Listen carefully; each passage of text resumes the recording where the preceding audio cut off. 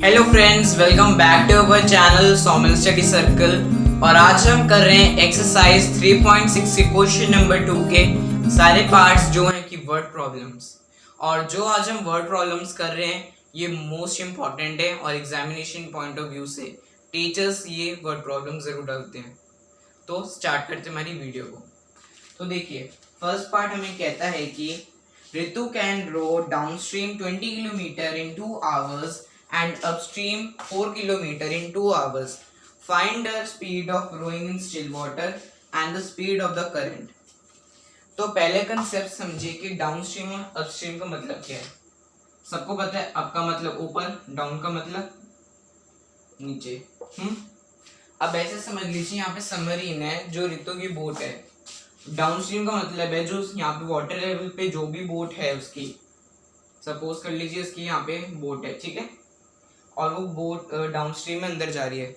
Downstream मतलब कि जो यहाँ पे वाटर वेव्स हैं, कभी रितु की बोट कभी यहाँ पे नीचे डाउनस्ट्रीम जा रही है, कभी जो वेव्स हैं ऊपर ऊपर जा रही हैं, तो रितु की बोट ऊपर जा रही है।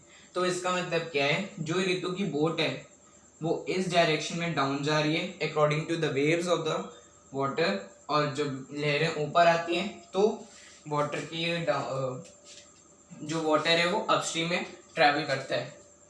तो देखिए, जब हम डिस्टेंस नीचे जाते हैं, मतलब कि अगर कोई चीज़ ऊपर आती है तो मतलब कि हमारा जो भी डिस्टेंस होता है वो कम हो रहा है।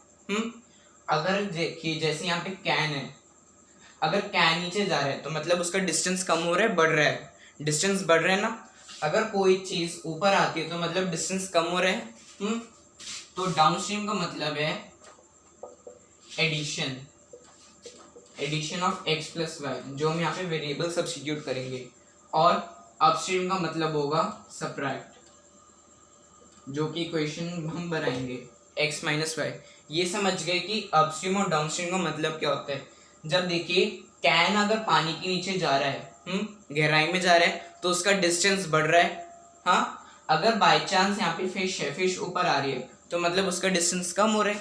ये तो सिंपल बात थी। तो अपस्ट्रीम और डाउनस्ट्रीम का मतलब समझ गए। हमें बोला गया हमें कैलकुलेट करनी रितु की स्पीड की करंट स्पीड एंड, और फाइंड करना है speed of rowing in still water. तो हम लेट करते हैं, let the speed of rowing in still water B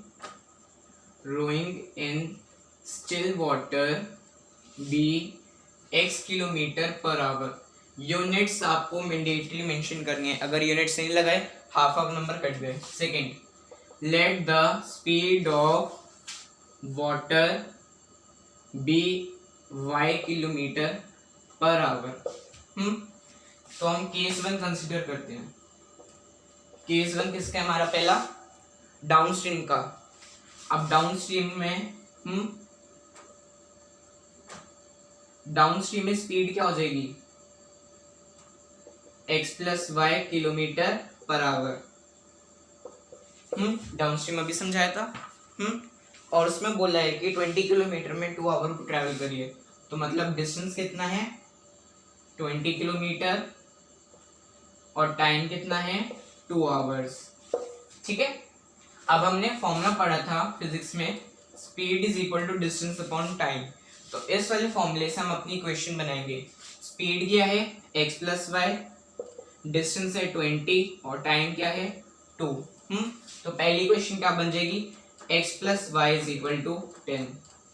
ये बन गई आपकी पहली इक्वेशन। ठीक है, समझ गए?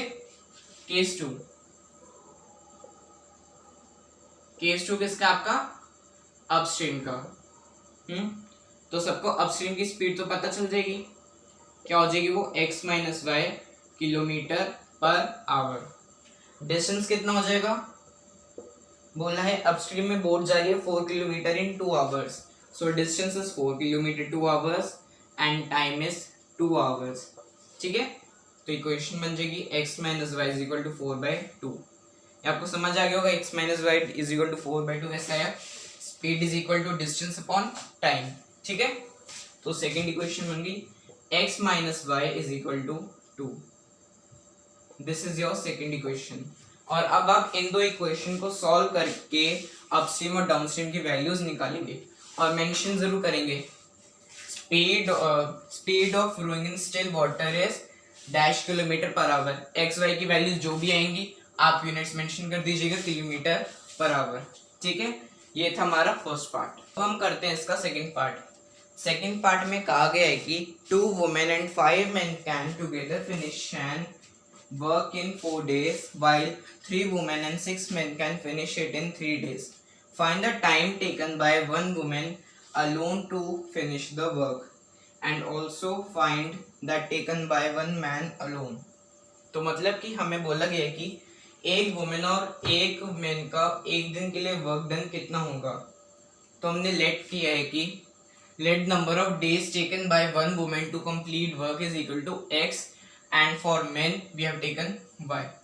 ठीक है, लेकिन जो हमें पूछा गया क्वेश्चन है कि एक दिन के हिसाब से निकालना है। तो एक दिन के हिसाब से क्या बनेगा, वर्क डन, हमने वर्क डन को शॉर्ट फॉर्म में लिखा है WD। Work done by 1 women in 1 day is equal to 1 by x times होगा। क्यों होगा 1 बाय x टाइम, क्योंकि क्वेश्चन में बोला गया है कि नंबर ऑफ डेज निकालने नहीं है, नंबर ऑफ डेज निकालने जो एक जने ने, एक वुमेन ने कंप्लीट किया है या 1 मैन ने। हाँ, तो 1 वुमेन और 1 मैन के लिए एक दिन के हिसाब से लेट होगा 1 by x and 1 by y। ठीक है, तो अब स्टेटमेंट्स पढ़ते हैं। 2 women and 5 men can together finish an work in 4 days। तो मतलब कि 2 वुमेन्स, तो ये क्या हो जाएगा 2 by x plus 5 men 5 by y is equal to 1। लेकिन बोला है कि 4 डेज में वो वर्क कंप्लीट कर रहे हैं, तो मतलब कि होल इधर क्या लेंगे हम 4, इधर क्या लेंगे 1 बाय 4 होल। ठीक है, अब इसे सॉल्व करते हैं। 8 by x plus 20 by y is equal to 1। ठीक है, या फिर हम ये वाला मेथड अप्लाई कर सकते हैं। पहली इक्वेशन हमारी ये बन गई। ठीक है, this is our first equation. अब सेकंड की तरफ बात करते हैं। 3 women and 6 men can finish it in 3 days। तो मतलब कि 3 women means 3 by x plus 6 by y is equal to 1। लेकिन वो कितने दिन में कंप्लीट कर रहे हैं, 3 डेज में। तो ये क्या हो जाएगा whole raise to the power 3। ठीक है, इसे सॉल्व करते हैं। 9 by x plus 18 by y is equal to 1। ये क्या बन गई आपकी सेकेंड इक्वेशन। और हमने आपको समझाया था इसके प्रीवियस वीडियो में कि हम 1 by x और 1 by वैल्यूज कैसे सॉल्व करेंगे। तो इसमें आप क्या करेंगे, let 1 by x is equal to a और 1 by y is equal to b। तो ये क्या हो जाएगा 8a plus 20b is equal to 1 and 9a plus 8b is equal to 1। अब आपकी ये जो दो इक्वेशन है, हमने आपको बताया था कि अगर आप एलिमिनेशन मेथड यूज करोगे आपका आंसर गलत आएगा। तो इसलिए आप इन दो इक्वेशन को सॉल्व करने के लिए या फिर यूज कीजिए आप क्रॉस मल्टीप्लिकेशन मेथड या फिर सब्स्टिट्यूशन मेथड। और जो हम आपको इस क्वेश्चन में प्रेफर करेंगे वो क्या होगा, सब्स्टिट्यूशन मेथड, क्योंकि सब्स्टिट्यूशन मेथड से आपका टाइम रिड्यूस होगा। क्रॉस मल्टीप्लिकेशन से भी आंसर ठीक आएगा लेकिन उसमें हल्का सा टाइम लग सकता है आपको। और ये क्वेश्चन पूरा कैरी करते हैं 4 मार्क्स, एक एक स्टेप के नंबर होते हैं बोर्ड्स में। अगर आपने यहाँ पे 1 डे लेट नहीं होता 1 डे, तो बोर्ड आपके यहाँ पे 1 नंबर डिडक्ट कर लेगा इसकी, चाहे आपका आंसर ठीक आ जाए। अगर आपने ये दो स्टेटमेंट्स नहीं मेंशन करी होती कि 1 डे में कैसे लेट किया है, तो बोर्ड के इंस्ट्रक्शन के हिसाब से 1 नंबर यहाँ पे डिडक्ट हो जाता। और हम करते हैं इसका थर्ड पार्ट। थर्ड पार्ट में बोला गया है कि Ruhi travels 300 kilometre to her home partly by train and partly by bus. मतलब रूही 300 किलोमीटर ट्रैवल करती है ट्रेन से भी और बस से भी, लेकिन केसेस के डिवाइड करके।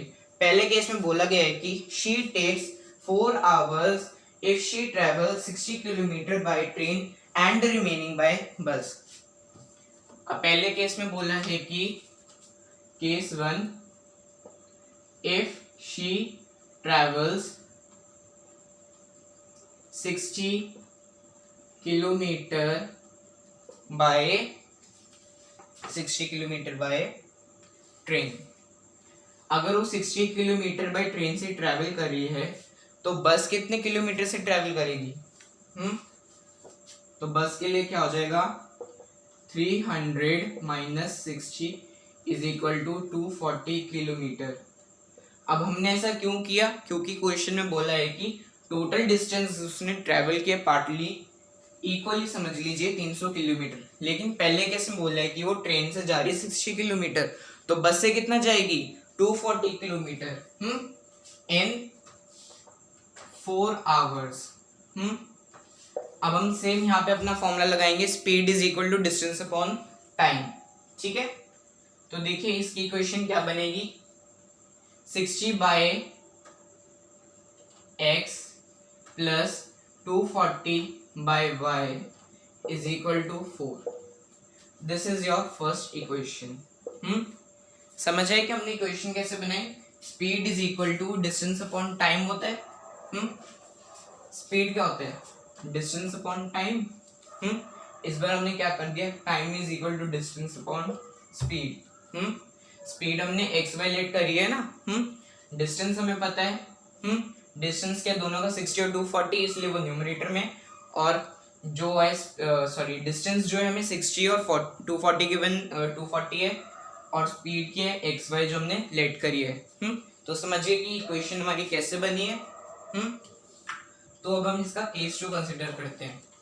केस 2 में बोला है कि if she travels 100 kilometre by train and remaining by bus she takes 10 minutes longer. मतलब कि केस 2 में बोला है कि वो ट्रेन से ट्रैवल कर रही है 100 किलोमीटर, तो बस से कितना ट्रैवल करेगी, 300 minus 100 that is equal to 200 kilometre, और उसने इस बार 10 मिनट्स ज्यादा लिए, मतलब लॉन्गर। तो इक्वेशन क्या बन जाएगी इस बार, 100 by x plus 200 by y is equal to 4 plus 10। अब आप लोग समझ रहे होंगे कि हमने यहाँ पे 4 प्लस 10 क्यों किया। और ये बात ध्यान रख लीजिएगा, ये क्या है, 4 आवर प्लस 10 मिनट्स।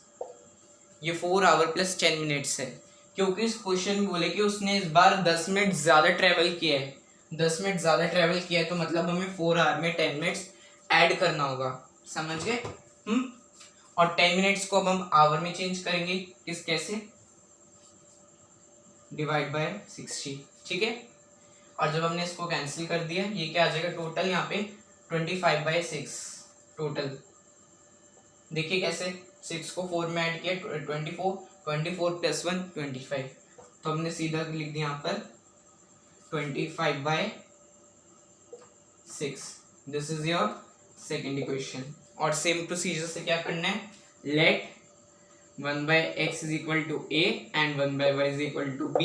तो इक्वेशंस क्या बन जाएगी, 60/a plus 240/b is equal to 4, first equation. Second क्या हो जाएगी, 100/a plus 200/b is equal to 25/6। ठीक है, और आपको पता है इस ये वाले क्वेश्चंस को करने के लिए हम क्या यूज करेंगे, सब्स्टिट्यूशन मेथड या फिर क्रॉस मल्टीप्लिकेशन मेथड।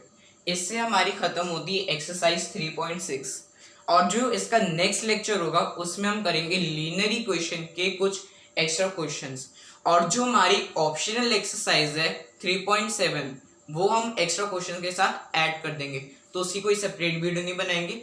एक्सरसाइज 3.7 और जो हमारे एक्स्ट्रा क्वेश्चंस हैं प्रीवियस ईयर बोर्ड्स में जो आ चुके हैं और जो इस चैप्टर के इंपॉर्टेंट है, हम वो बाकी नेक्स्ट वीडियो में करेंगे। If you like our work, do not forget to like, share and subscribe to our YouTube channel and press the bell icon for the upcoming updates. Thank you friends for watching this video.